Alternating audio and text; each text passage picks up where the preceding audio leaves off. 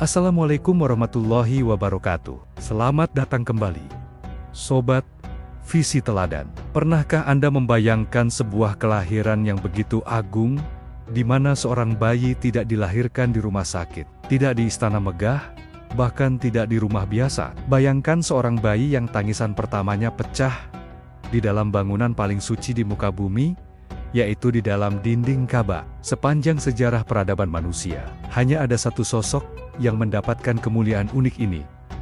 Sosok yang kelak akan menjadi pemegang kunci kota ilmu dan singa paling pemberani dalam sejarah Islam.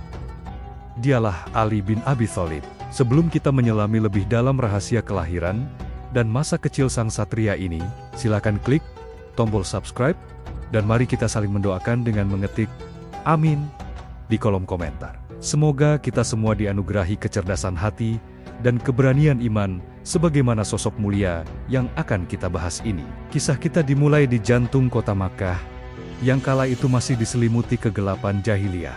Namun, di tengah kegelapan penyembahan berhala itu, sebuah cahaya besar sedang dipersiapkan oleh Allah Subhanahu wa Ta'ala pada tanggal 13 Rajab, sekitar 23 tahun sebelum hijrah.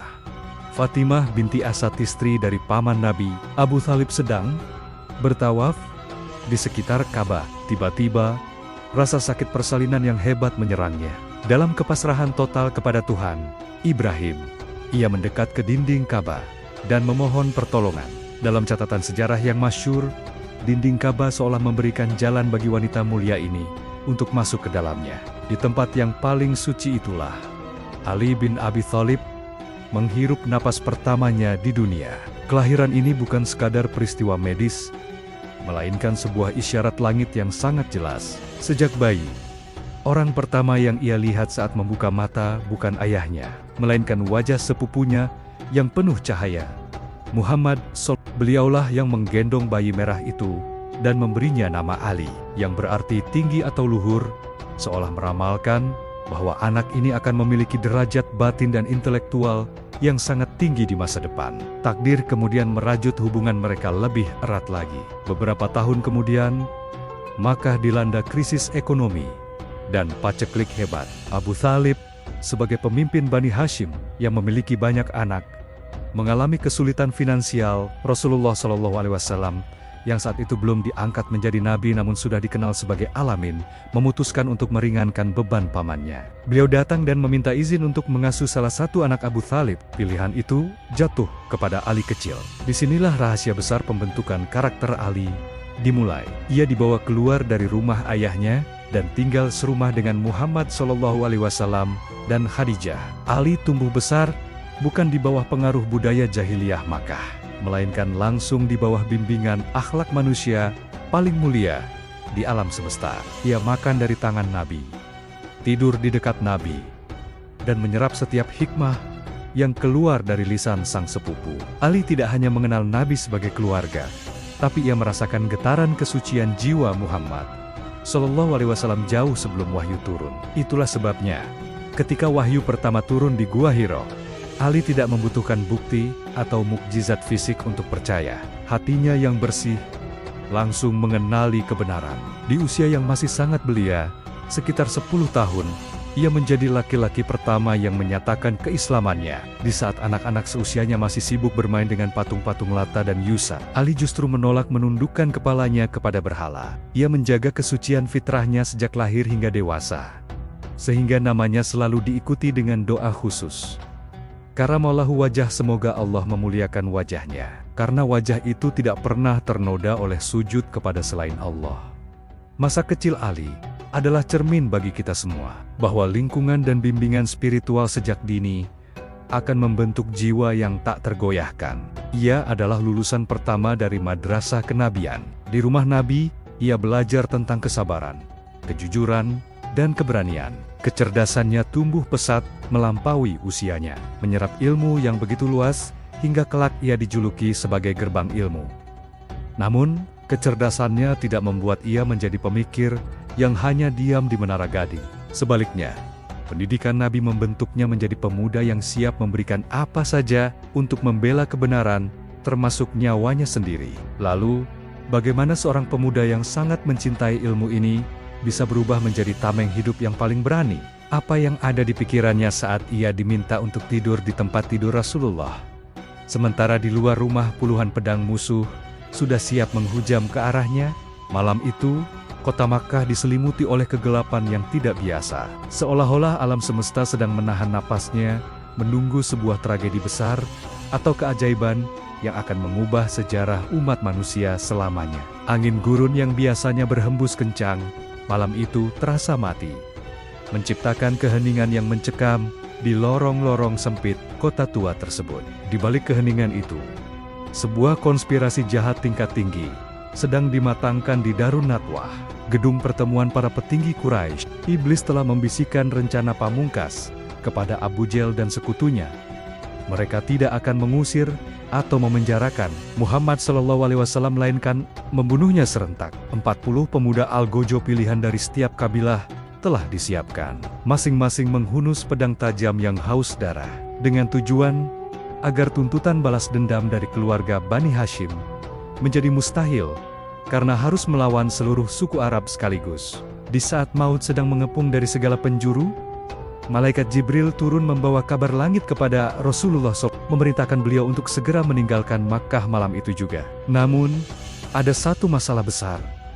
Kaum musyrik terus memantau pergerakan di dalam rumah Nabi melalui sela-sela pintu dan jendela. Jika mereka melihat tempat tidur Nabi kosong, pengejaran akan segera dimulai, dan nyawa Rasulullah akan terancam di tengah gurun terbuka. Dibutuhkan sebuah pengalihan, sebuah umpan hidup yang bersedia menukar nyawanya demi keselamatan sang utusan. Dalam situasi genting inilah, Rasulullah SAW menatap sepupunya yang baru berusia awal 20, Ali bin Abi Thalib, dengan suara yang tenang namun penuh kasih. Rasulullah bersabda kepada pemuda itu, "Wahai Ali, tidurlah di tempat tidurku malam ini. Gunakanlah selimut hijau hadrami milikku ini untuk menutupi tubuhmu. Sesungguhnya, tidak akan sampai kepadamu sesuatu yang tidak kau sukai dari tipu daya mereka." Perintah ini, bagi logika manusia biasa, adalah sebuah vonis mati. Tidur di ranjang Nabi malam itu, sama artinya dengan menyerahkan leher, untuk ditebas oleh puluhan pedang, yang sedang dirasuki kebencian. Namun, Ali bin Abi Thalib bukanlah pemuda biasa.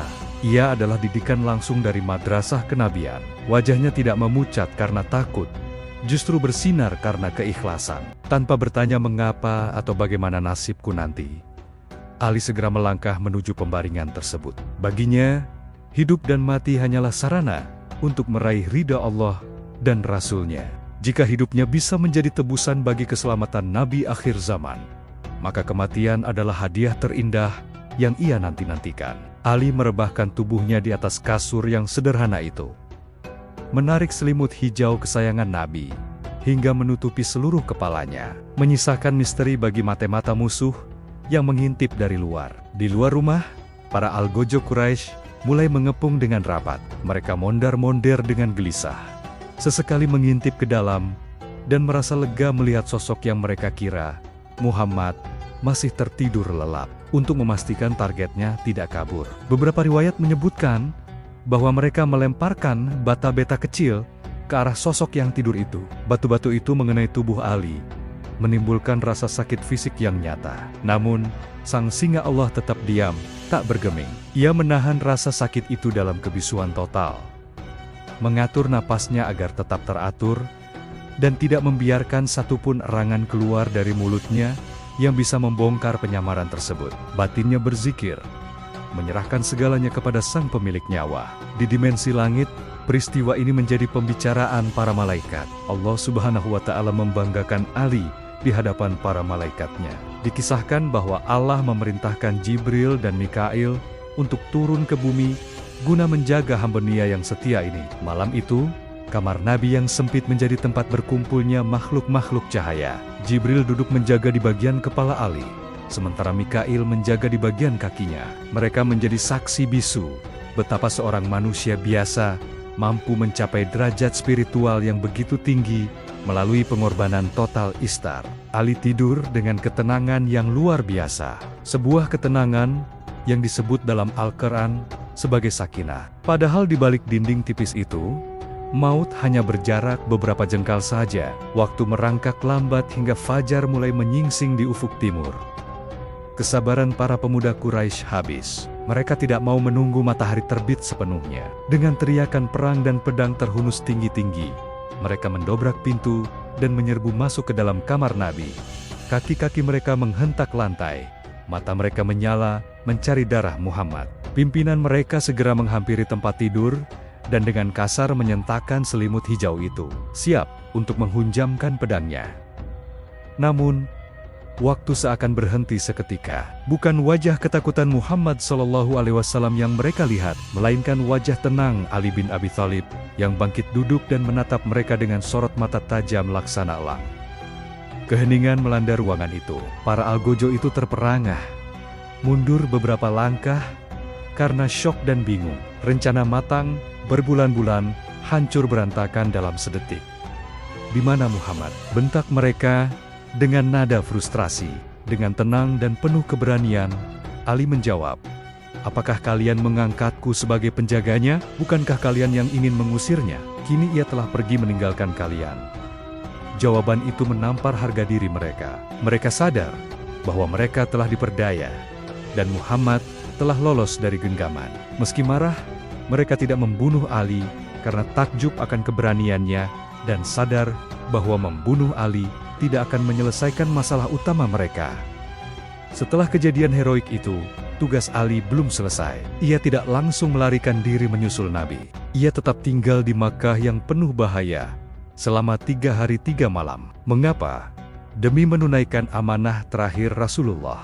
Sungguh ironis, orang-orang kafir Quraisy yang ingin membunuh Nabi, ternyata selama ini menitipkan barang-barang berharga mereka kepada Nabi, karena mereka tahu tidak ada orang yang lebih jujur di Makkah selain Alamin. Dan Ali, dengan integritas yang luar biasa, mendatangi satu persatu rumah masu-masu Nabi itu untuk mengembalikan harta titipan mereka. Ia tidak membawa lari harta musuhnya, meskipun ia bisa saja melakukannya sebagai rampasan perang.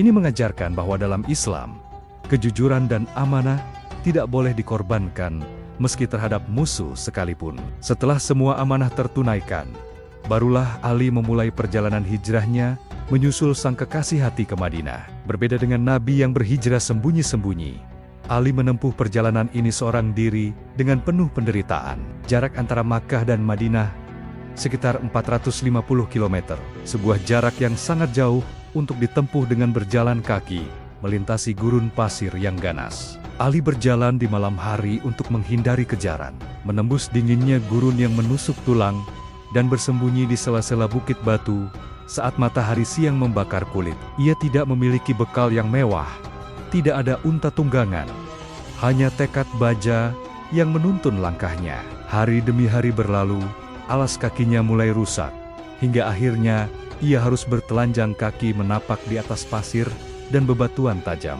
Kulit kakinya melepuh, pecah-pecah, dan mulai mengeluarkan darah. Setiap langkah adalah siksaan.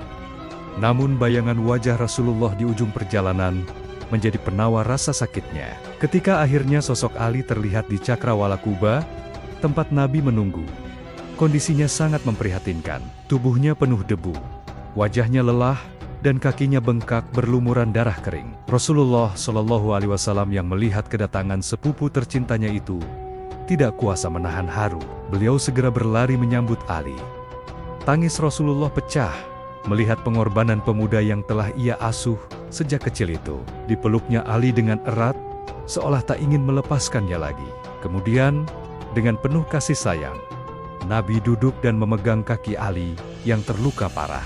Beliau mengusap kaki yang bengkak itu dengan tangan mulianya, meludahinya sedikit dengan ludah yang penuh berkah, dan mendoakan kesembuhan. Seketika itu juga, atas izin Allah, rasa sakit itu lenyap tak berbekas, dan Ali tidak pernah lagi merasakan sakit pada kakinya seumur hidupnya. Sebagai penghargaan abadi atas keberanian Ali yang tidur di kasur maut demi menyelamatkan Nabi, Allah Subhanahu wa Ta'ala menurunkan ayat Al-Quran yang akan terus dibaca hingga akhir zaman. Dan di antara manusia ada orang yang mengorbankan dirinya karena mencari keridaan Allah, dan Allah Maha Penyantun kepada hamba-hambanya.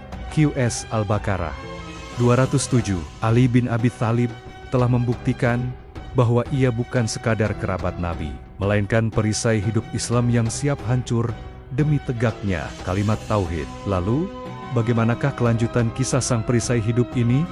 Ketika ia harus memegang senjata di medan perang yang sesungguhnya, bagaimana pedang Zulfikar bisa jatuh ke tangannya dan menjadi legenda yang menakutkan bagi musuh-musuh Allah. Setelah melewati ujian kesetiaan yang mempertaruhkan nyawa di malam hijrah, Ali bin Abi Thalib kini dihadapkan pada panggung sejarah yang berbeda. Jika di Makkah ia adalah perisai yang diam dalam kesunyian malam, maka di Madinah ia bertransformasi menjadi badai yang menghantam keangkuhan kaum kafir Quraisy. Sejarah mencatat, tidak ada satupun peperangan besar dalam Islam di masa Rasulullah, kecuali Perang Tabuk di mana Ali absen darinya. Ia selalu berada di garis terdepan, memegang panji Islam, menjadi ujung tombak yang paling ditakuti musuh. 2 tahun setelah hijrah, gema takbir memecah keheningan lembah Badar. Inilah pertempuran besar pertama antara kebenaran dan kebatilan. Pasukan muslim yang hanya berjumlah 313 orang, dengan perlengkapan seadanya, harus berhadapan dengan 1000 prajurit Quraisy yang bersenjata lengkap dan penuh dendam. Di barisan depan pasukan Quraisy, keluarlah 3 jawara paling mematikan yang menantang duel 1 lawan 1. Utbah, Syaibah, dan Walid bin Utbah. Mereka berteriak sombong, meremehkan kaum Ansyar, dan meminta darah sepadan dari kerabat Nabi sendiri. Rasulullah SAW kemudian memerintahkan 3 singa dari Bani Hashim untuk maju: Hamzah bin Abdul Muthalib, Ubaidah bin Harits, dan yang termuda di antara mereka, Ali bin Abi Thalib. Saat itu, Ali masih sangat muda, di usia pertengahan 20-an, namun sorot matanya setajam pedang. Ia berhadapan dengan Walid bin Utbah, seorang petarung Quraisy yang ganas. Tanpa banyak bicara, duel itu berlangsung sangat cepat. Dengan gerakan yang lincah laksana kilat dan teknik pedang yang tak terbaca, Ali menebas Walid hingga tewas seketika. Debu belum sempat turun ke tanah, namun Ali sudah berdiri tegak di atas jasad lawannya. Kemenangan awal dalam duel ini menjadi pembakar semangat pasukan muslim, hingga akhirnya Badar menjadi kuburan bagi kesombongan Quraisy. Di perang ini, riwayat menyebutkan bahwa hampir separuh dari total korban tewas dari pihak musuh mati di tangan Ali seorang diri. Namun, ujian sesungguhnya bagi ketangguhan Ali datang setahun kemudian di kaki Gunung Uhud. Jika Badar adalah tentang kemenangan yang gemilang, maka Uhud adalah tentang bertahan di tengah kehancuran. Ketika pasukan pemanah melanggar perintah Nabi karena tergiur harta rampasan perang, posisi umat Islam berbalik menjadi terjepit. Pasukan kavaleri Khalid bin Walid yang saat itu belum masuk Islam menyerang dari belakang, memecah belah barisan muslimin. Kekacauan melanda. Isu bohong bahwa Muhammad telah terbunuh menyebar cepat, meruntuhkan mental sebagian besar sahabat yang lari kokor keser menyelamatkan diri. Di tengah badai kepanikan itu, hanya segelintir orang yang tetap berdiri kokoh mengelilingi Rasulullah SAW yang terluka. Dan Ali bin Abi Thalib adalah pilar utamanya. Wajah Nabi terluka, gigi geraham beliau patah, dan darah mengalir dari pelipis beliau. Melihat kekasih Allah disakiti, Ali mengamuk bukan dengan kemarahan nafsu, tapi dengan kekuatan cinta ilahiyah. Setiap kali sekelompok musuh datang hendak menyerang Nabi, Rasulullah memberi isyarat kepada Ali, dan Ali pun menerjang mereka, mencerai-beraikan barisan itu seorang diri, lalu kembali lagi ke sisi Nabi untuk menjadi tameng hidup. Tubuh Ali dipenuhi puluhan luka tusukan dan sabetan panah. Namun ia seolah tidak merasakan sakit. Di momen genting inilah, legenda pedang Zulfikar mencapai puncaknya. Pedang Ali yang lama patah karena kerasnya pertempuran. Rasulullah SAW kemudian memberikan pedangnya sendiri, yang bernama Zulfikar, pedang unik, dengan ujung bercabang 2 yang menyerupai tulang punggung atau lidah ular kepada Ali. Dengan menggenggam Zulfikar, Ali kembali menerjang musuh. Sabetannya begitu dahsyat, hingga mampu membelah perisai dan baju besi lawan sekaligus. Dikisahkan dalam banyak riwayat sejarah dan sirah, saking dahsyatnya pertahanan yang dilakukan Ali hari itu, terdengarlah seruan yang menggema dari langit. Malaikat Jibril, yang takjub menyaksikan totalitas pengorbanan pemuda ini, berseru dengan kalimat yang kemudian abadi dalam sejarah para satria. La fata ila Ali, la saifa ila Zulfikar. Tidak ada pemuda satria sejati selain Ali, dan tidak ada pedang sehebat Zulfikar. Kalimat ini bukan sekadar pujian, melainkan pengakuan semesta bahwa Ali adalah standar tertinggi bagi seorang pejuang. Ia tidak lari saat yang lain lari, ia tidak gentar saat yang lain gemetar. Namun, yang membuat Ali menjadi singa Allah, bukan hanya kemampuan membunuhnya, melainkan etika perangnya. Ia adalah satria yang tidak pernah menyerang musuh yang sudah tidak berdaya, tidak pernah mengejar musuh yang lari membelakangi pertempuran, dan tidak pernah melucuti pakaian mayat lawannya. Baginya, perang adalah ibadah. Ia berperang dalam kondisi berzikir. Pernah dalam sebuah pertempuran, riwayat masyhur menyebut, saat perang Handak melawan Amr bin Abdul Wud, Ali berhasil menjatuhkan musuh terkuat Arab. Saat ia hendak mengayunkan pedang terakhir untuk mengakhiri lawannya, musuh itu meludahi wajah Ali. Seketika itu juga, Ali menarik kembali pedangnya dan mundur. Musuh itu bingung dan bertanya, "Mengapa engkau tidak membunuhku, padahal aku sudah tidak berdaya?" Ali menjawab dengan jawaban yang menggetarkan jiwa. "Tadi aku bertarung demi Allah.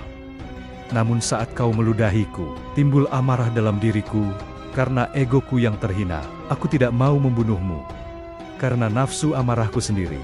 Karena itu akan membuatku menjadi pembunuh biasa, bukan pejuang Allah." Zulfikar di tangan Ali bukan sekadar alat pencabut nyawa, melainkan pena yang menuliskan batas tegas antara kebenaran dan kebatilan. Keberaniannya di Badar dan Uhud membuktikan bahwa ia adalah tangan kanan Rasulullah dalam urusan pertahanan fisik. Namun, kekuatan otot dan ketajaman pedang hanyalah satu sisi dari mata uang sosok Ali. Di balik baju besinya yang keras, tersimpan lautan ilmu yang tak bertepi.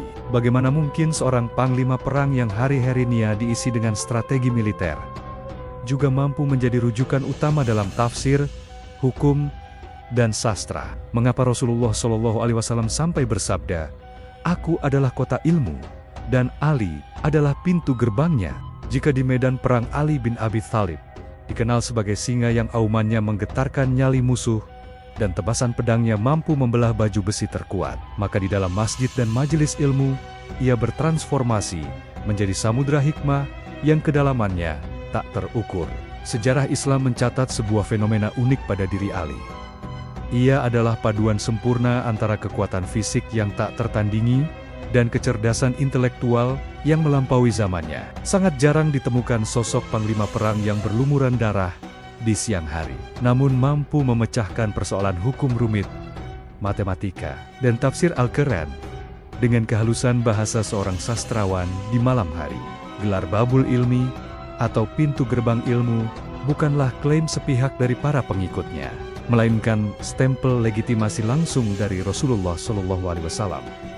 Dalam sebuah hadis yang masyhur, Nabi bersabda, "Aku adalah kotanya ilmu, dan Ali adalah pintunya. Barang siapa yang menginginkan ilmu, maka hendaklah ia mendatanginya dari pintunya." Sabda ini menegaskan posisi Ali sebagai referensi utama pemahaman Islam setelah wafatnya Rasulullah. Ali bukan sekadar penghafal wahyu, ia adalah saksi hidup dari setiap tetes wahyu yang turun. Ia tumbuh dewasa di pangkuan kenabian, menyerap bukan hanya teks Al-Quran, tetapi juga konteks asbabun nuzul, sebab turunnya ayat, serta tafsir batiniah yang diajarkan Nabi secara privat. Ali pernah berkata dengan penuh percaya diri di hadapan penduduk Kufah, "Tanyakanlah kepadaku sebelum kalian kehilangan aku. Demi Allah, tidak ada satu ayat pun yang turun, kecuali aku mengetahui di mana ia diturunkan, kapan ia diturunkan, apakah malam atau siang, apakah di dataran rendah atau di atas gunung." Ini bukan kesombongan, melainkan tahaduts bin nikmah, menyebut nikmat Allah dan tanggung jawab ulama untuk membimbing umat. Kecerdasan Ali bin Abi Thalib seringkali membuat para sahabat senior lainnya terperangah. Umar bin Khattab, khalifah Jua yang dikenal tegas dan cerdas, seringkali berlindung kepada Allah dari masalah pelik yang tidak ada Ali di sisinya untuk memberikan solusi. Kalimat "lau la Ali, la laka Umar", jika bukan karena Ali, celakalah Umar, menjadi bukti betapa krusialnya peran Ali sebagai penasihat hukum tertinggi di Madinah. Salah satu kisah legendaris yang menunjukkan kejeniusan matematika dan logika hukumnya adalah kasus 17 unta. Dikisahkan ada 3 orang bersaudara yang berselisih tentang pembagian warisan 17 ekor unta dari ayah mereka. Ayah mereka berwasiat, anak pertama mendapat 1/2 bagian, anak kedua mendapat 1/3 bagian, dan anak ketiga mendapat 1/9 bagian. Mereka bingung, karena angka 17 adalah bilangan prima yang tidak bisa dibagi habis oleh 2 sri maupun ke-9. Jika dipaksakan, unta harus disembelih atau dipotong, yang berarti kerugian. Ali bin Abi Thalib datang menengahi dengan solusi yang di luar nalar matematika konvensional, namun sangat brilian. Ia berkata, "Bolehkah aku meminjamkan 1 ekor untaku untuk digabungkan dengan unta kalian?" Mereka setuju. Kini jumlah unta menjadi 18 ekor. Dengan cepat Ali membaginya. Anak pertama 1/2 dari 18 mendapat 9 ekor. Anak kedua 1/3 dari 18 mendapat 6 ekor. Anak ketiga 1/9 dari 18 mendapat 2 ekor. Jika dijumlahkan, 9 tambah 6 tambah 2 sama dengan 17 ekor. Sisa 1 ekor unta yang dipinjamkan tadi diambil kembali oleh Ali. Semua ahli waris mendapatkan haknya secara utuh, bahkan lebih besar dari hitungan pecahan desimal murni, tanpa ada unta yang terluka. Dan Ali mendapatkan kembali untanya. Ini adalah contoh lateral thinking, berpikir di luar kotak yang menunjukkan bahwa Ali tidak hanya hafal dalil, tapi juga menguasai logika penyelesaian masalah, problem solving, dengan sangat elegan. Selain itu, Ali juga dikenal sebagai bapak tata bahasa Arab, Nahu, ketika ia melihat banyak orang non-Arab mulai masuk Islam dan terjadi kesalahan dalam membaca Al-Quran karena percampuran bahasa. Ali memerintahkan muridnya, Abu Al-Aswad, Al-Du'ali, untuk menyusun kaidah dasar bahasa Arab. Alilah yang pertama kali membagi kata dalam bahasa Arab menjadi 3. Isim kata benda, fi'il kata kerja, dan huruf. Tanpa inisiasi intelektual dari Ali ini, mungkin keotentikan bacaan Al-Quran akan sulit terjaga hingga hari ini. Namun, puncak dari segala ilmunya adalah hikmah dan sastra. Ucapan-ucapan Ali yang kemudian dikumpulkan dalam kitab Nahjul Balagah. Puncak kefasihan, berisi ribuan aforisme, surat, dan khutbah yang keindahan bahasanya disebut-sebut berada di bawah kalam Allah, namun di atas ucapan makhluk. Kata-katanya mampu menembus relung hati yang paling dalam, mengajarkan tentang hakikat dunia yang fana, kematian yang pasti, dan keadilan yang mutlak. Ia mengajarkan bahwa ilmu bukan untuk dikoleksi sebagai kebanggaan, melainkan untuk diamalkan sebagai jalan menuju Allah. Ilmu itu lebih baik daripada harta, kata Ali. Ilmu menjagamu, sedangkan engkau harus menjaga harta. Harta berkurang jika dibelanjakan, sedangkan ilmu bertambah jika diajarkan. Sungguh ironis dan menakjubkan. Sosok yang otaknya menyimpan ribuan hadis, hukum waris yang rumit, strategi perang yang jenius, dan rahasia langit, ternyata adalah sosok yang paling sederhana dalam kehidupan pribadinya. Ia memiliki kunci gudang ilmu, tapi tidak memiliki kunci gudang harta. Dan disinilah letak sisi manusiawi yang paling menyentuh dari sang gerbang ilmu. Meskipun ia memiliki kecerdasan yang mampu membungkam ribuan ahli debat, ia tiba-tiba menjadi bisu dan gemetar ketika berhadapan dengan urusan hati. Bagaimana mungkin seorang pemuda yang berani menatap mata musuh yang paling bengis, justru menunduk malu dan tak sanggup berkota-kota saat hendak melamar putri tercinta Rasulullah? Kisah cinta Ali dan Fatimah adalah romansa langit yang tak ternoda oleh materialisme duniawi. Bagaimana proses lamaran yang sangat sederhana, namun menggetarkan arsy ini terjadi. Sungguh kontras yang sangat indah. Kita baru saja membahas Ali bin Abi Thalib sebagai singa yang mengaum di medan perang dan sebagai samudra ilmu yang mampu mematahkan argumen para ahli debat. Namun, siapa sangka, sosok yang gagah perkasa ini tiba-tiba menjadi sosok yang paling pemalu. Gemetar lututnya dan kelu lidahnya ketika berhadapan dengan urusan hati. Inilah kisah cinta paling suci yang pernah dicatat sejarah. Sebuah kisah di mana cinta tidak diukur dengan tumpukan emas, melainkan dengan ketakwaan dan restu dari langit. Fatimah Az-Zahra, putri bungsu kesayangan Rasulullah SAW, adalah wanita penghulu surga. Kecantikan akhlaknya dan kemuliaan nasabnya membuat ia menjadi bunga yang paling diinginkan di Madinah. Sahabat-sahabat besar seperti Abu Bakar As-Siddiq dan Umar bin Khattab, dua manusia terbaik setelah Nabi telah datang melamar Fatimah. Namun, dengan sangat halus, Rasulullah SAW menolak lamaran mereka, memberikan isyarat bahwa keputusan jodoh Fatimah adalah hak prerogatif Allah Subhanahu wa Ta'ala. Melihat sahabat-sahabat besar ditolak, nyali Ali sempat menciut. Ia sadar siapa dirinya. Ia hanyalah pemuda miskin yang tumbuh di rumah Nabi, tidak memiliki rumah sendiri, tidak memiliki kebun kurma, dan tidak memiliki harta benda. Hartanya hanyalah sebilah pedang, seekor kuda, dan sebuah baju besi yang sudah usang. Dalam hati kecilnya, ia berbisik, "Siapakah aku ini? Bagaimana mungkin aku pantas bersanding dengan putri pemimpin para nabi?" Namun, dorongan dari sahabat-sahabat Ansyar dan getaran cinta yang ia pendam dalam diam memaksanya untuk memberanikan diri. Dengan langkah yang berat, Ali berjalan menuju rumah Rasulullah. Jantungnya berdegup kencang, lebih kencang daripada saat ia menghadapi pasukan musuh di Perang Badar. Ketika ia duduk di hadapan Nabi, keringat dingin mengucur. Lidahnya seolah terkunci, ia hanya menunduk diam 1000 bahasa. Rasulullah SAW yang peka melihat kegelisahan sepupunya itu, lalu bertanya dengan lembut, "Wahai Ali, apakah engkau datang untuk suatu keperluan?"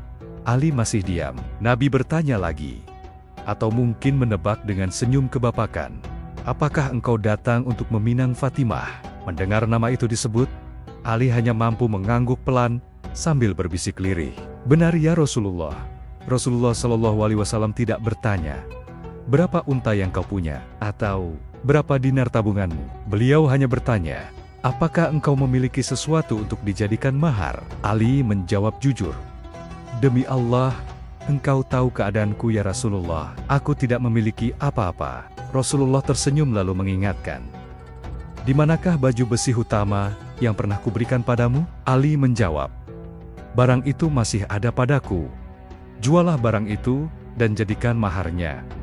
Sabda Nabi, "Bayangkan kesederhanaan ini, mahar untuk wanita termulia di alam semesta hanyalah sebuah baju besi bekas perang." Ali segera menjual baju besi itu ke pasar. Dalam riwayat masyhur dibeli oleh Utsman bin Affan dengan harga 400 to 500 dirham.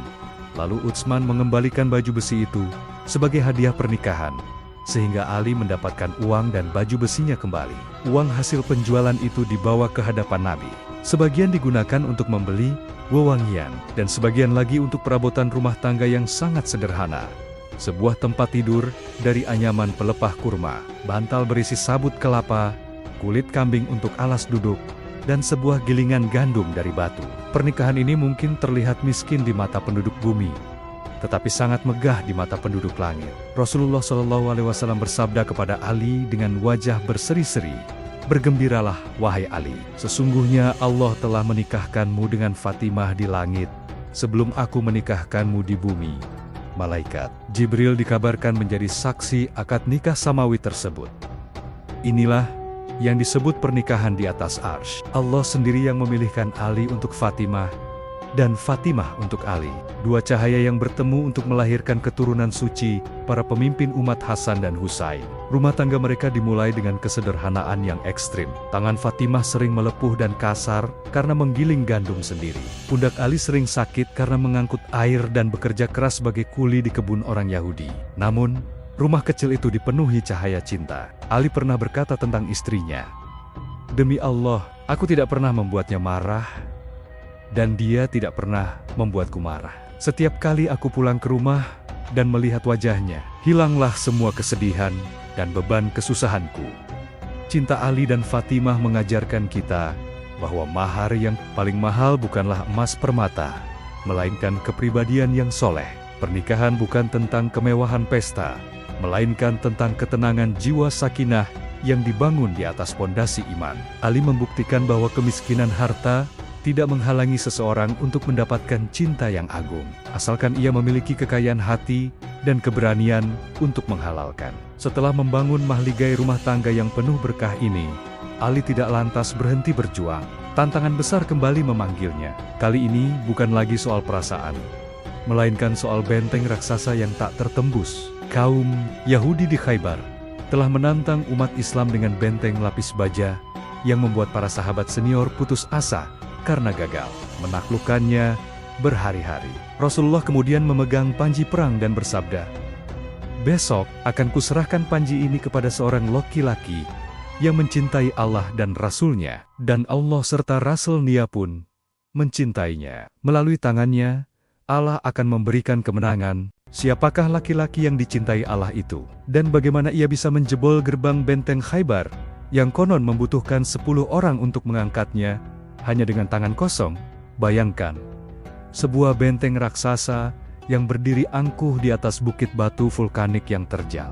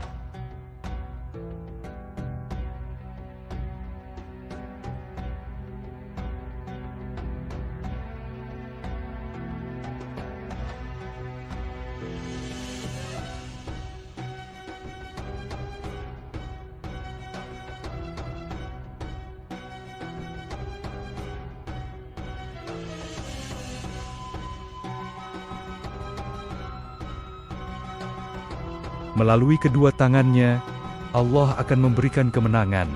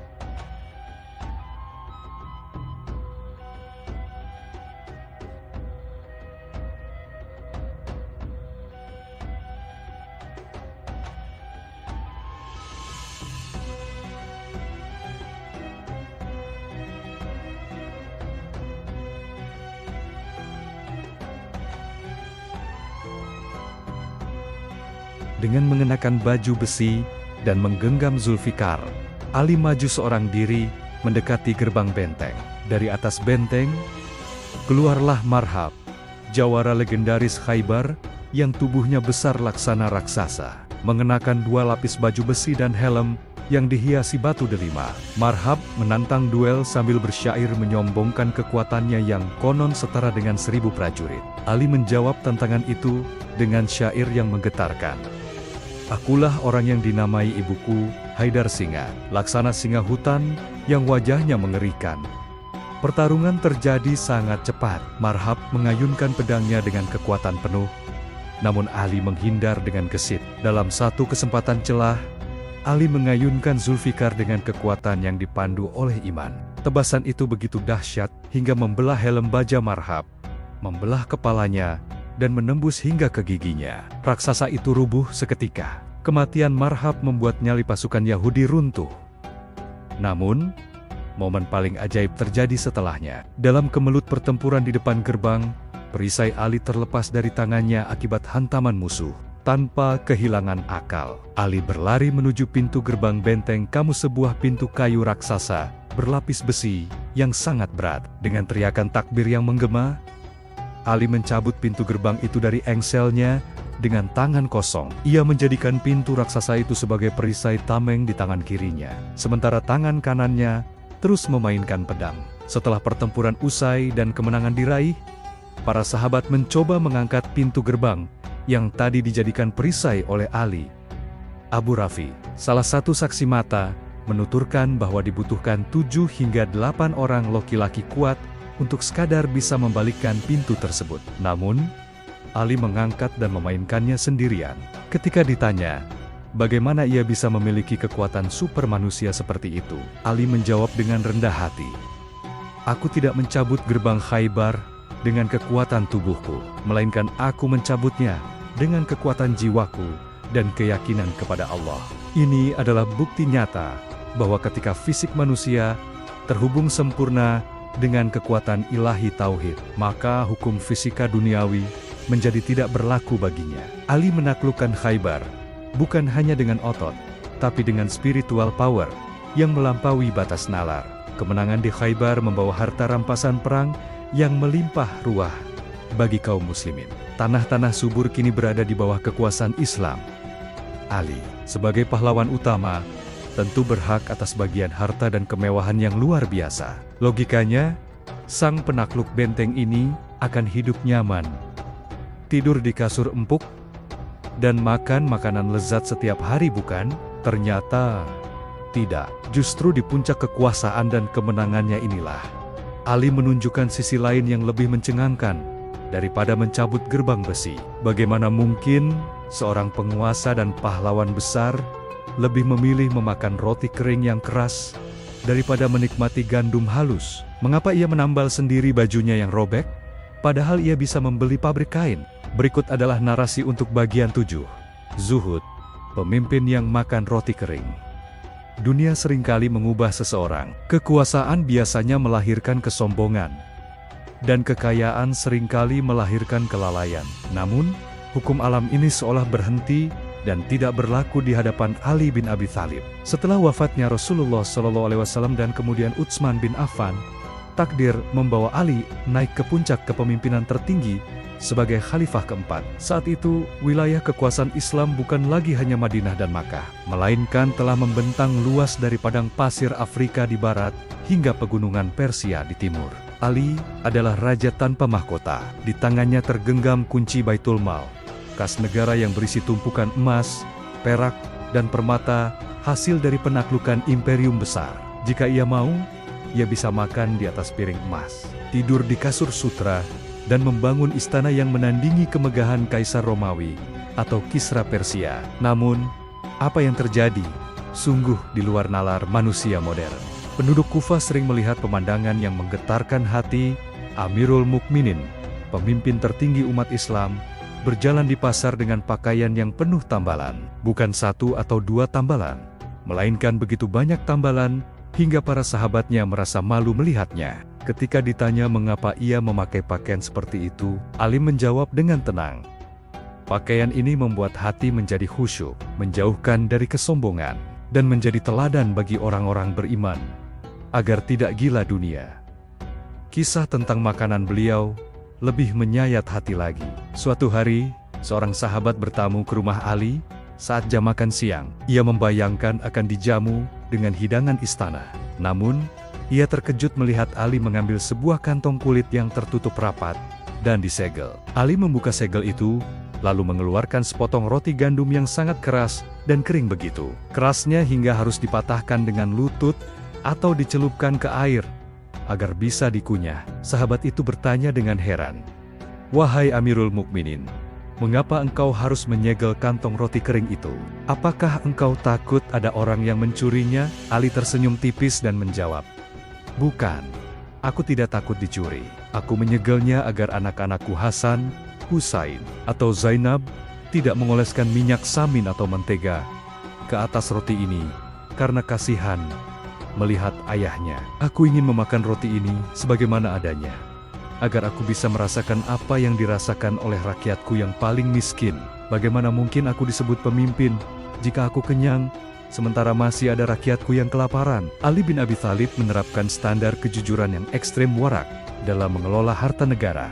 Baginya, harta di Baitul Mal adalah api neraka jika digunakan untuk kepentingan pribadi, walau hanya 1 dirham. Sebuah kisah masyhur menceritakan ketika suatu malam, Talhah dan Zubair datang menemui Ali di kantor kekhalifahan untuk membicarakan urusan politik. Saat itu, Ali sedang mengerjakan administrasi negara di bawah cahaya lampu minyak. Ketika pembicaraan beralih dari urusan negara ke urusan pribadi atau sekadar obrolan santai, Ali tiba-tiba meniup lampu itu hingga padam, membuat ruangan menjadi gelap gulita.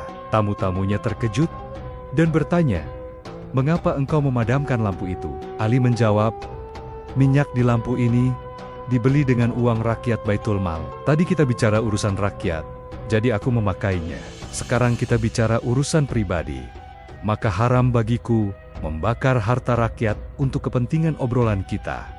Sikap tegas ini tidak pandang bulu, bahkan terhadap darah dagingnya sendiri. Aqil bin Abi Thalib, kakak kandung Ali, pernah datang meminta sedikit tambahan uang dari Baitul Mal karena ia sedang terlilit kemiskinan dan memiliki banyak anak. Aqil berharap adiknya yang menjadi presiden bisa memberinya perlakuan khusus. Ali menyuruh Aqil mendekat, lalu Ali memanaskan sepotong besi, dalam riwayat lain uang logam di atas api hingga membara.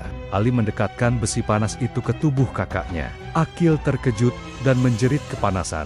Ali kemudian berkata sambil menangis, "Wahai saudaraku, engkau menjerit kesakitan karena api mainan dunia yang dinyalakan manusia, tapi engkau ingin menyeret adikmu ini ke dalam api neraka yang dinyalakan oleh murka Allah. Engkau datang untuk meminta tambahan harta yang bukan hakmu." Aqil pun pulang dengan tangan hampa, namun membawa pelajaran integritas yang tak ternilai. Ali bin Abi Thalib mengajarkan bahwa zuhud asketisme bukan berarti tidak memiliki harta. Zuhud adalah kondisi mental di mana seseorang memiliki dunia di tangannya, tapi tidak menyimpannya di hatinya.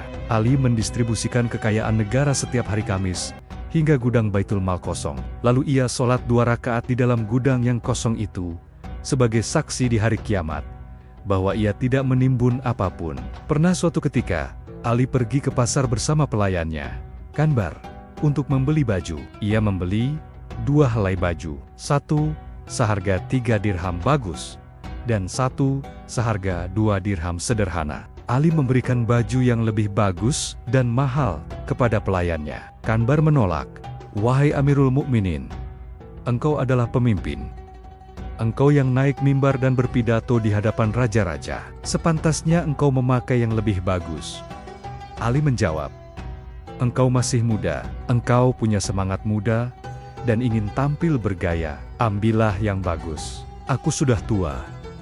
Cukuplah bagiku yang sederhana ini. Lagi pula aku malu kepada Allah jika aku memakai pakaian yang lebih bagus daripada yang dimakan atau dipakai oleh rakyat atau budakku." Inilah potret pemimpin yang dirindukan langit, namun seringkali dimusuhi oleh penduduk bumi yang serakah. Ketegasannya dalam menegakkan keadilan tanpa kompromi, dan penolakannya terhadap nepotisme, membuat banyak pihak yang terbiasa menikmati fasilitas negara merasa terancam. Keadilan Ali yang tajam laksana pedang Zulfikar mulai menciptakan masu-masu dalam selimut. Di saat ia berusaha mengembalikan kemurnian ajaran Islam seperti zaman Rasulullah, badai fitnah yang dahsyat mulai berkumpul di cakrawala. Ujian terberat bagi seorang pemimpin bukanlah kelaparan, melainkan ketika saudara seiman mulai saling menghunus pedang. Bagaimana sang singa Allah menghadapi masa-masa paling kelam dalam sejarah Islam yang dikenal sebagai Al-Fitnah Al-Kubra. Setelah membahas tentang zuhud dan kesederhanaan, kita kini memasuki babak paling memilukan sekaligus paling heroik dalam kehidupan Ali bin Abi Thalib. Jika sebelumnya Ali berperang melawan musuh yang jelas-jelas kafir seperti di Badar, Uhud, dan Khaybar, kini takdir membawanya ke medan ujian yang jauh lebih berat. Ia harus memimpin umat di saat pedang sesama muslim saling beradu. Inilah masa Al-Fitnah Al-Kubra, badai ujian terbesar yang pernah melanda sejarah Islam, di mana prinsip keadilan Ali diuji hingga ke titik nadir. Ketika Ali dibaiat menjadi khalifah, ia tidak menerima warisan kekuasaan yang stabil seperti pendahulunya. Ia menerima gelas pecah. Madinah sedang mencekam pasca pembunuhan Khalifah Utsman bin Affan. Suasana kacau balau, pemberontak menguasai kota, dan umat terpecah belah. Banyak sahabat menyarankan Ali untuk bersikap pragmatis, tunda dulu penegakan hukum, rangkul dulu para gubernur yang korup, agar kekuasaanmu stabil.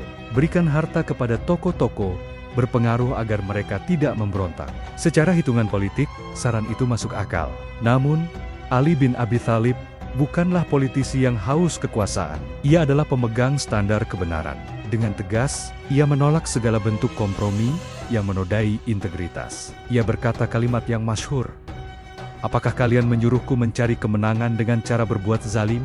Demi Allah, aku tidak akan melakukannya selama matahari masih terbit dan terbenam. Aku tidak akan membeli kesetiaan dengan uang rakyat." Ali segera memecat guberner-guberner yang dianggapnya korup dan tidak adil. Meskipun ia tahu mereka memiliki pasukan besar yang siap memberontak.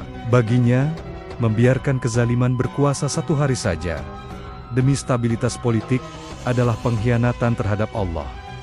Akibat ketegasannya ini, musuh bermunculan dari segala penjuru.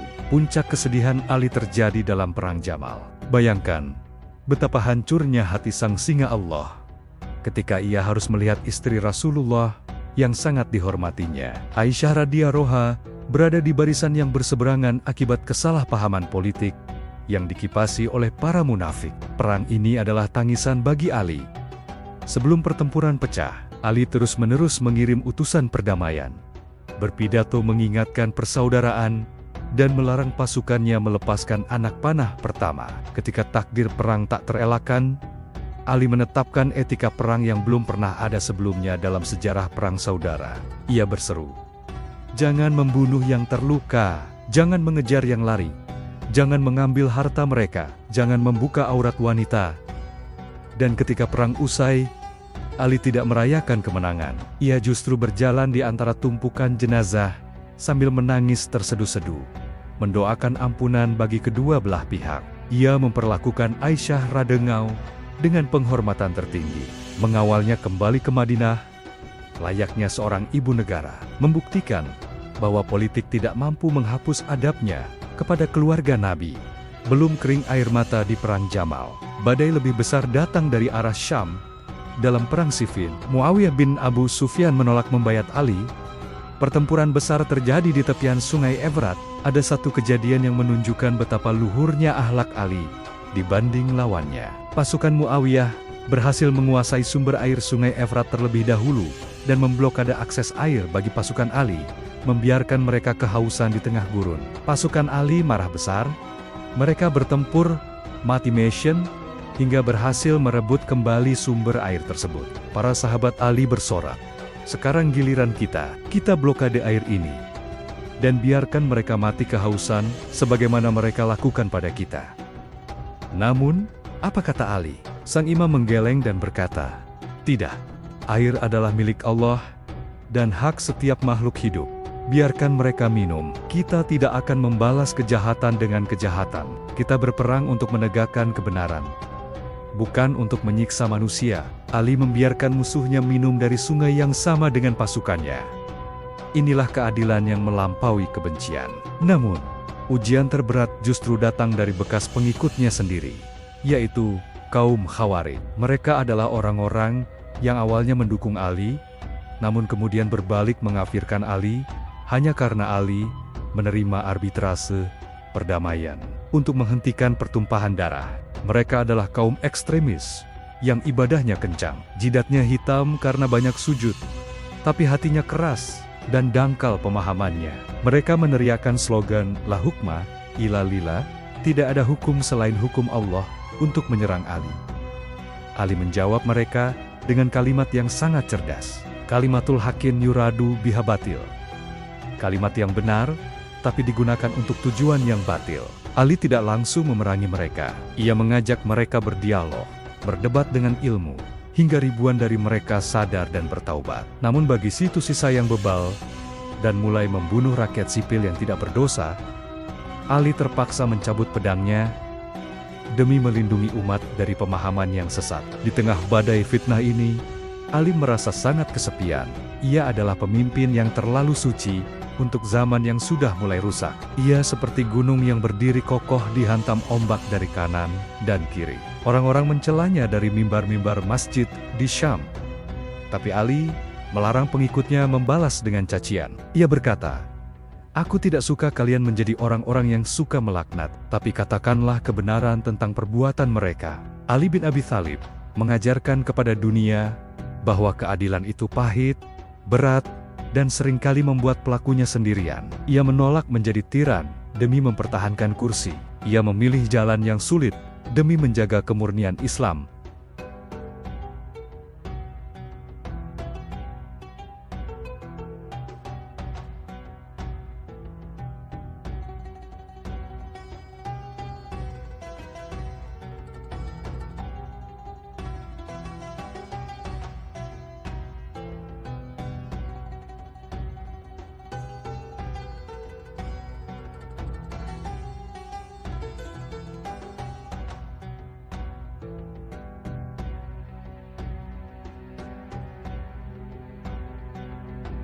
Pedang Zulfikar mungkin telah kembali ke sarungnya, dan debu-debu pertempuran Siffin serta Jamal telah lama mengendap di tanah sejarah. Namun, ada satu senjata, Ali bin Abi Thalib, yang tidak pernah tumpul dan ketajamannya justru semakin terasa seiring berjalannya abad demi abad. Senjata itu bukanlah besi yang ditempa, melainkan lisan yang basah oleh hikmah dan pena yang menari di atas kertas keabadian. Jika kita ingin menyelami kedalaman akal pikiran sang gerbang ilmu, kita tidak perlu mencari mesin waktu. Cukuplah kita membuka lemboran-lemboran kitab Nahjul Balaghah, puncak kefasihan. Ini bukanlah sekadar kumpulan pidato biasa. Ini adalah ensiklopedia kehidupan yang merangkum teologi ketuhanan, filsafat, administrasi negara, psikologi, hingga etika perang yang disampaikan dengan bahasa sastra tertinggi dalam peradaban Arab. Setelah Al-Quran dan hadis Nabi, para sastrawan Arab memiliki konsensus. Ucapan Ali bin Abi Thalib berada di posisi yang unik, di bawah kalam Allah, namun di atas ucapan makhluk. Ketika Ali berbicara tentang tauhid, ia tidak berbicara seperti seorang dosen teologi yang kaku. Ia berbicara layaknya seorang pecinta yang mengenal Tuhannya dengan sangat intim.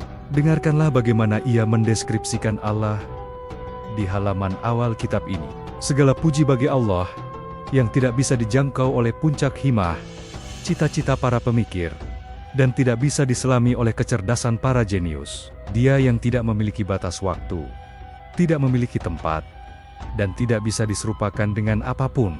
Kalimat-kalimatnya meruntuhkan berhala-berhala dalam pikiran manusia yang sering membayangkan Tuhan secara fisik. Namun, Ali bukan hanya seorang mistikus yang berbicara di langit. Kakinya berpijak kuat di bumi, terutama ketika berbicara soal keadilan sosial dan pemerintahan.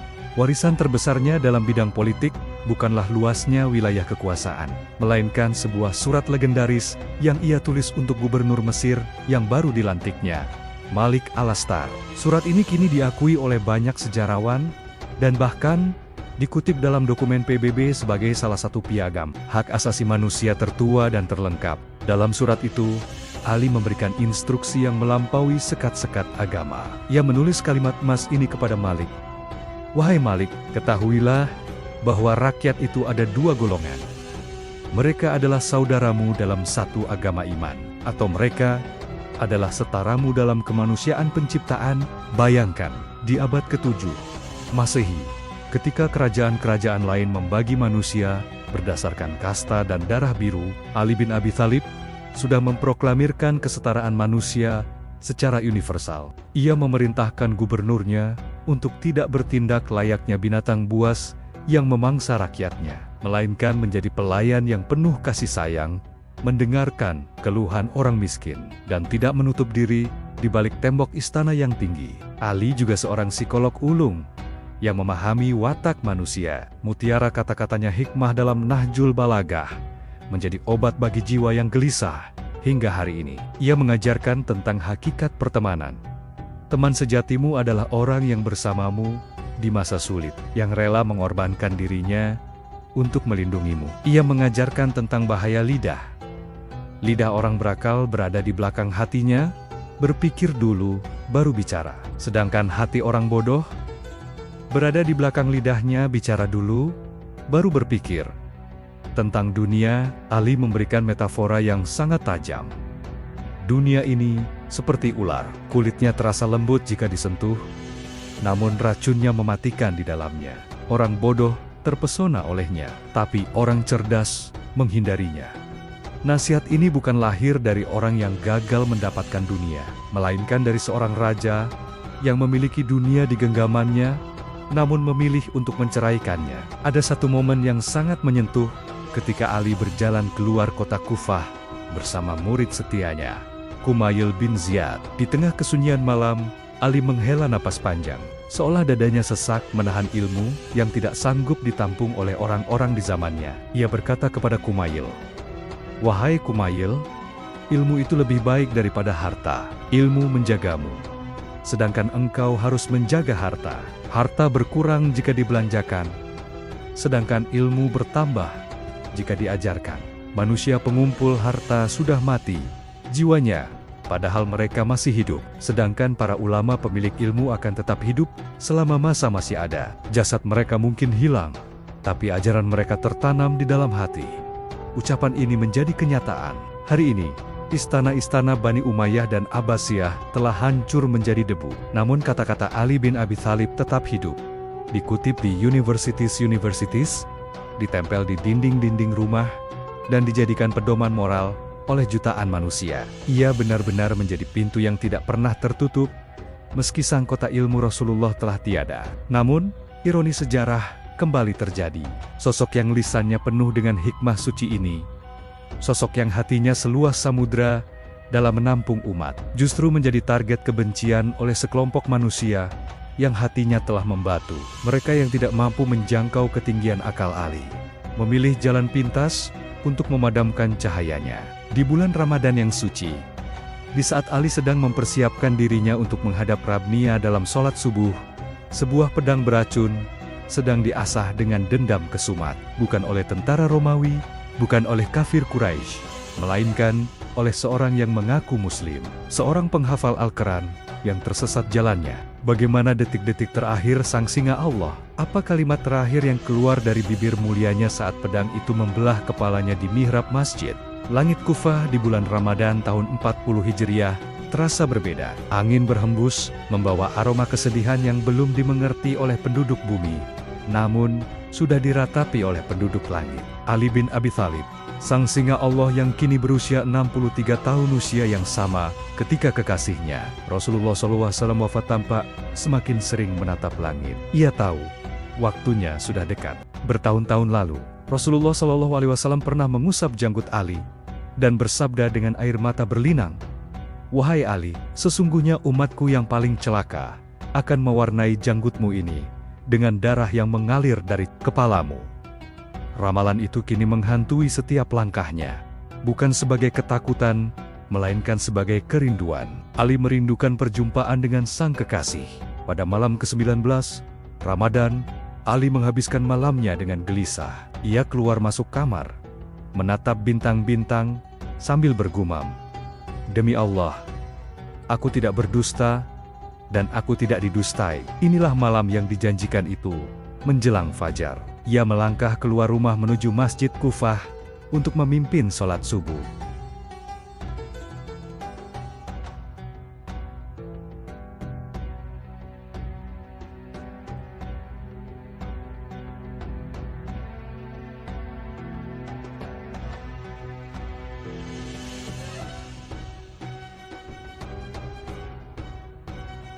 Ali memasuki masjid yang masih remang-remang. Ia menyerukan azan, membangunkan orang-orang yang tertidur untuk sholat, termasuk membangunkan seseorang yang tidur telungkup, menyembunyikan pedang di balik jubahnya Abdurrahman bin Muljam. Sungguh ironis, Ali membangunkan pembunuhnya sendiri untuk menyembah Allah. Ketika sholat dimulai, Ali berdiri di mihrab dengan kekhusyukan total. Saat ia menurunkan tubuhnya untuk bersujud, posisi paling dekat seorang hamba dengan Tuhannya, bayangan gelap bergerak cepat dari belakang. Abdurrahman bin Muljam, seorang khawarij yang dahinya hitam karena banyak sujud, namun hatinya buta oleh fanatisme, mengayunkan pedang yang telah direndam racun selama 40 hari. Terang, pedang itu menghujam tepat di kepala Ali, di bekas luka lama yang pernah ia dapatkan saat perang Khandaq. Darah segar seketika memancar, membasahi wajah dan janggut putihnya, persis seperti nubuat Nabi. Di detik yang sangat mengejutkan itu, tidak ada teriakan kesakitan atau umpatan amarah dari mulut sang imam. Justru, kalimat yang meledak dari bibirnya adalah teriakan kemenangan yang mengguncang tiang-tiang masjid. Fustu wa Rabbil Ka'bah. Demi Tuhan pemilik Ka'bah, aku telah menang. Bagi Ali, kematian di jalan Allah bukanlah tragedi, melainkan kemenangan tertinggi. Ia telah lulus ujian dunia. Ia telah menang melawan hawa nafsu, menang melawan kezaliman, dan kini ia menang karena akan segera bertemu dengan Allah dan Rasul-Nya. Jamaah masjid gempar. Mereka segera menangkap Ibnu Muljam dan membawa Ali yang bersimbah darah kembali ke rumahnya. Di pembaringan mautnya, racun pedang itu mulai menjalar cepat ke seluruh tubuhnya. Wajahnya memucat, namun ketenangannya tidak tergoyahkan. Di momen-momen terakhir inilah, keadilan dan kasih sayang Ali kembali bersinar terang. Ketika ia melihat pembunuhnya, Ibnu Muljam, diikat dengan kencang dan wajahnya ketakutan. Ali justru merasa kasihan. Ia berkata kepada putranya, "Hasan, wahai anakku, longgarkan ikatan tali itu. Lihatlah wajahnya yang ketakutan, berilah ia makan dari makanan yang aku makan, dan berilah ia minum dari minuman yang aku minum. Jika aku mati, balaslah tebasannya dengan satu tebasan saja. Jangan engkau mutilasi mayatnya, karena aku mendengar Rasulullah melarang memutilasi, meski terhadap anjing gila sekalipun. Namun jika aku hidup, aku yang akan memutuskan hukumannya." Dunia tercengang. Di ambang kematian, ia masih memikirkan perut pembunuhnya, agar tidak kelaparan. Inilah standar moral singa Allah yang tidak bisa dicapai oleh sembarang manusia. Menjelang wafatnya pada tanggal 21 Ramadan, Ali mengumpulkan anak-anaknya, Hasan, Husain, dan keluarga lainnya. Ia tidak mewariskan istana, tidak mewariskan dinar emas. Wasiat terakhirnya adalah warisan nilai. Aku wasiatkan kepada kalian untuk bertakwa kepada Allah. Janganlah kalian mencari dunia, meski dunia mencari kalian. Jangan tangisi apapun dari dunia yang luput dari kalian. Berkatalah yang benar, beramallah untuk pahala. Jadilah musuh bagi orang zalim, dan penolong bagi orang yang terzalimi. Napasnya mulai berat, bibirnya terus basah dengan dizikir la ilaha illallah. Perlahan, cahaya di mata sang gerbang ilmu itu meredup. Jiwa suci yang lahir di dalam Ka'bah itu kini terbang kembali menuju pemiliknya, meninggalkan jasad yang penuh luka perjuangan. Wafatnya Ali bin Abi Thalib bukan hanya kematian seorang khalifah. Ia menandai berakhirnya era Khulafaur Rasyidin, era kepemimpinan Nabi yang penuh petunjuk. Dengan wafatnya Ali, tertutuplah pintu gerbang ilmu itu secara fisik. Namun, kuncinya telah ia serahkan kepada sejarah. Ali pergi meninggalkan dunia yang ia sebut bangkai, namun ia meninggalkan jejak yang abadi. Ia mengajarkan kita bahwa keberanian bukan hanya soal membunuh musuh di medan perang, tapi juga keberanian untuk berbuat adil kepada musuh, keberanian untuk hidup sederhana saat berkuasa, dan keberanian untuk tetap mencintai Allah di tengah badai fitnah.